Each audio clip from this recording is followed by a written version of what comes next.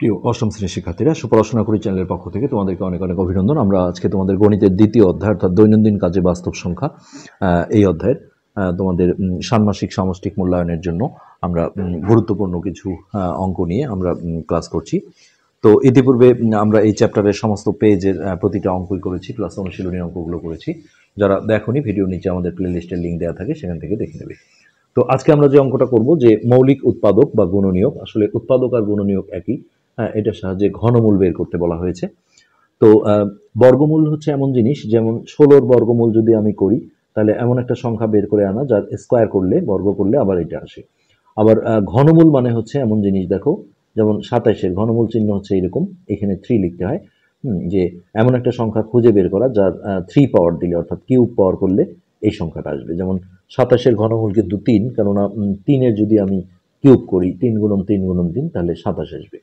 হ্যাঁ, ঠিক একইভাবে দেখো আমি 64 যদি ঘনমূল করি, বর্গমূল করলে 8 হবে, কিন্তু 64 ঘনমূল করলে যেটা হবে 4, কেননা 4-এর উপর যদি আমি কিউব দেই, 4 গুণন 4 গুণন 4, 4 4 16, 4 16 64 হয়।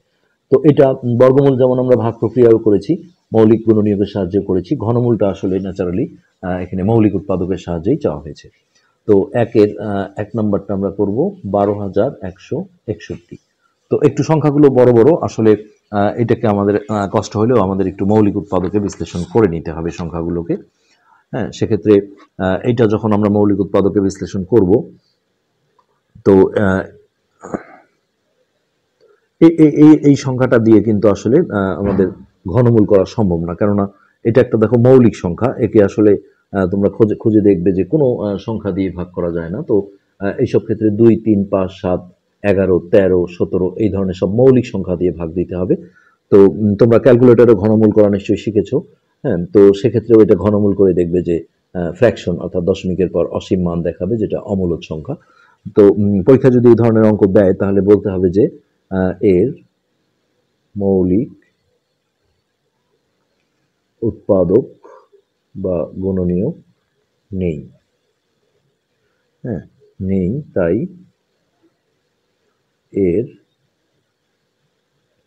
এটি। তো যাদের এইভাবে বর্গমূল করা সম্ভব হয়, অর্থাৎ দশমিকের পর অসীম ঘর আসে না, তাদেরকে আমরা বলি পূর্ণ বর্গ সংখ্যা।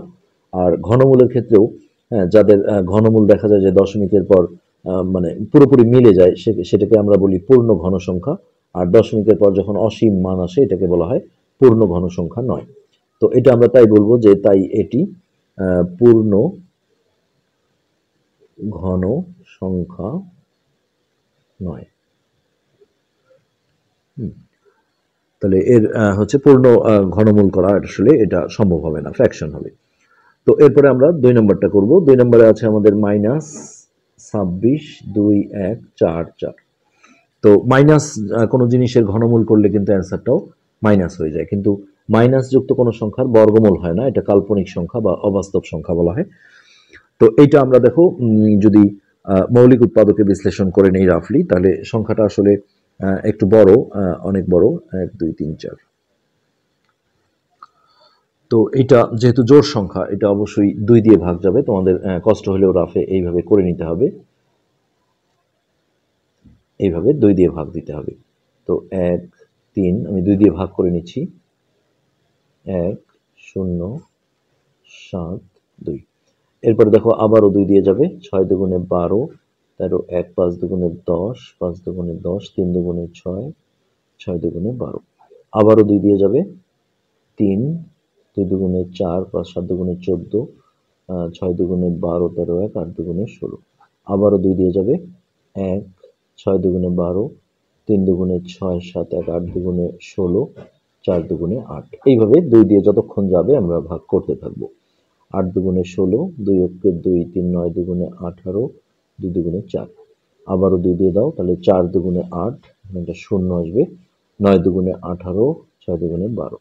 আবারও 2 দিয়ে যাবে, 2 0 4 দুগুণে 8 9 1 16, 8 দুগুণে 16। 2 দিয়ে দাও, 1 0 2 4। আবারও 2 দিয়ে দাও, 5 2 অক্ষে 2, 2 দুগুণে 4। আবারও 2 দিয়ে যাবে, 2 দুগুণে 4, 5 5 দুগুণে 10 6। আবারও 2 1 2 দুগুণে 4 8। আবারও 2, 6 দুগুণে 12, 4 দুগুণে 8। তো আবারও 2, 32, আবারও 2, 16, আবারও 2, 8, আবারও 2, 4। যৌগিক সংখ্যা রাখা যাবে না, শেষ পর্যন্ত মৌলিক সংখ্যা এসে যাবে। এখন আমরা দুইগুলো গুনবো, কয়টা 2 আছে? 1, 2, 3, 4, 5, 6, 7, 8, 9, 10, 11, 12, 13, 14, 15, 16, 17, 18টা 2। সো এই সংখ্যাটার বদলে আমরা 18টা 2 গুণন আকারে লিখব। তাহলে -2, 6, 2, 1, 4, 4 সমান একটা আমরা সামনে মাইনাস দিয়ে দেব, আর এখানে 18টা 2 লিখতে হবে। 1, 2, 3, 4, 5, 6, 7, 8, 9, 10, 11, 12, 13, 14, 15, 16, 17, 18। 1, 2, 3, 4, 5, 6, 7, 8, 9, 10, 11, 12, 13, 14, 15, 16, 17, 18। এই তো বর্গমূলের সময় যেমন আমরা জোড়ায় জোড়ায় নেই, মানে দুটো করে নিয়ে একটা জোড়া করি এবং বর্গমূল করলে সেখানে জোড়া থেকে একটা বের হয়ে আসে। আর ঘনমূলের সময় তিনটা নিয়ে একটা করে জুটি করতে হবে, অর্থাৎ সামনে মাইনাসটা রেখে আমরা যেটা করব, আমরা এখানেই করে দিই। এই তিনটা, এখান থেকে এই তিনটা, 1, 2, 3টা, 1, 2, 3টা, এখানে এই তিনটা, এখানে এই তিনটা, 1, 2, 3, 4, 5, 6, তাহলে 3, 6, 18টা। তো মাইনাসটা থেকেই যাবে, আর প্রত্যেক তিনটা থেকে একটা করে নিতে হয়। তো এইখানে আমরা একটা নিলাম, তারপরে এইখানে 3টা 2 থেকে একটা নিতে হবে, এখানে 3টা 2 থেকে একটা নিতে হবে, এইখানে 3টা 2 থেকে একটা, এখানে 3টা 2 থেকে একটা, আর এখানে 3টা 2 থেকে একটা। 1, 2, 3, 4, 5, 6। এখন এটা গুণ করলেই কিন্তু ঘনমূল হয়ে যাবে। সো এটা 2 দুগুণে 4, 4 দুগুণে 8, 8 দুগুণে 16, 16 দুগুণে 32, 32 দুগুণে 64। এখন এই 64কে তোমরা যদি 3 বার গুণ করো, হ্যাঁ, অর্থাৎ 64 গুণন 64 গুণন 64 এবং সেখানে মাইনাস সহ রাখতে পারো, তাহলে কিন্তু এই সংখ্যাটা ঘুরে আসবে। তো এটাই হচ্ছে ঘনমূল করার সিস্টেম। এরপর আমরা 2 নম্বরটা দেখি। 2 নম্বরে আছে 64/125। তো ভগ্নাংশেরগুলো এইভাবে করতে হয়, এর ঘনমূল। তবে এই জায়গায় আমাদের একটা মিস্টেক হয়েছে, যখন আমরা এই 3টা থেকে একটা করে নেব তখন আসলে এই জায়গায়, হ্যাঁ, ঘনমূল চিহ্নটা দিয়ে দিতে হবে এই সংখ্যাটার উপরে। তাহলে -2, 6, 2, 1, 4, 4, আর না হলে লিখতে হবে এত এর ঘনমূল হলো, যখনই আমরা এই 3টা থেকে একটা করে নেব এই লাইনে। তো এখানে আমরা লিখি এত এর ঘনমূল বলে আমরা একটা ঘনমূল চিহ্ন দিয়ে দিলাম, উপরে 64 আর নিচে হচ্ছে 125। তো এইভাবে 64কে আমরা, দেখো এই যে এখানে 64 কিন্তু করা আছে, এই জায়গাটা বাদ দিয়ে আমরা যদি এইটুক দেখি তাহলে 1, 2, 3, 4, 5, 6টা 2 হবে 64-র বদলে। তো আমরা দেখো 6টা 2 লিখবো, 1, 2, 3, 4, 5, 6। সাথে সাথে আমরা 3টা করে নিয়ে একটা করে গ্রুপ করে দিই।